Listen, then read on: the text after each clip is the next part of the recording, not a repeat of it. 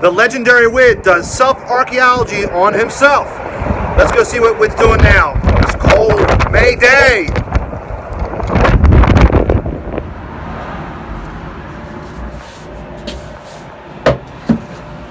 Hey Wid, do you work at Walmart?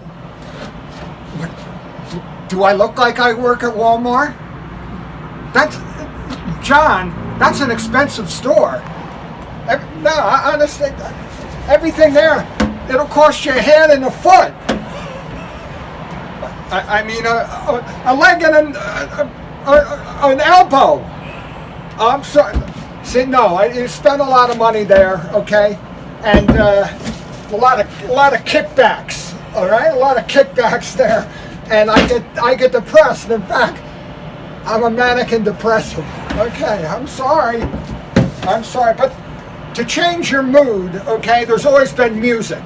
I'm the Legendary Wid. I'm here in my storage space, and a lot of it has to do with records and books and music. And it's so funny because I don't have a record player, and you can get anything in the world now on the internet. So, but we used to have to buy records, and after records came tapes. Okay, tapes records came first. And when the first tapes invented, we had these cassettes, right?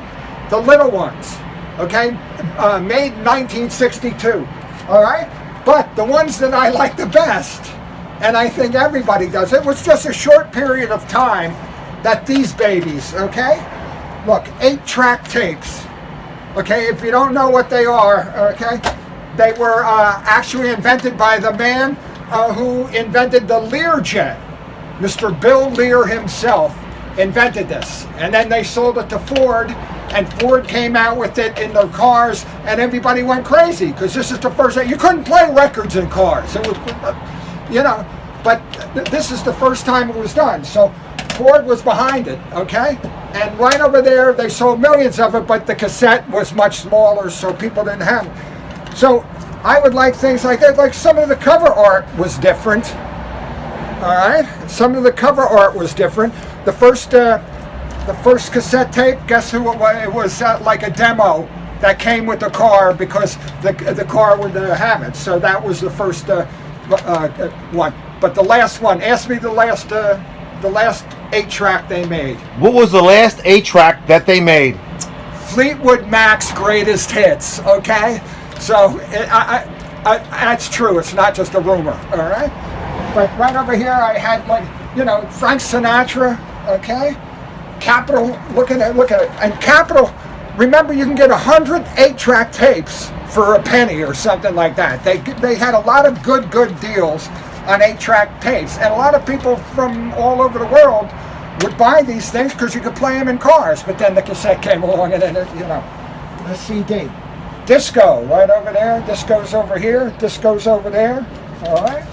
And the big band era. So this, these are kind of, I would get these kind of records also, but you had to have something to play it on.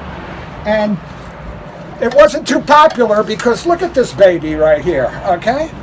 This is an 8-track player that you would use at home, all right? And it wasn't too popular, okay? It was, it was something. It was another machine that they didn't need. But in their car, they could use it. But until this came along, okay, with ingenuity, they made it much smaller, okay? And look at this beautiful sort of psychedelia of a speaker system here. And it was a side loader, okay? You could see, all right, Judy in London, okay? And now you found me out. And each one had 4 different tracks on it, like 4 different parts. And sometimes they would cut the song in 2, and with a big choo choo choo, like they were changing gears. And that's but eventually this got faded out in like 4 or 5 years, and then you could only get it with the old people music after that. Like I'm saying, Fleetwood Mac, okay? So, hey, ladies and gentlemen, that's been the Legendary Wid. We're here, okay? Save your 8 tracks, okay? They're coming back just like vinyl. And hey, this isn't the vinyl one. We're going to keep on going and going through my artifacts, doing self-archaeology on myself. Thank you very much.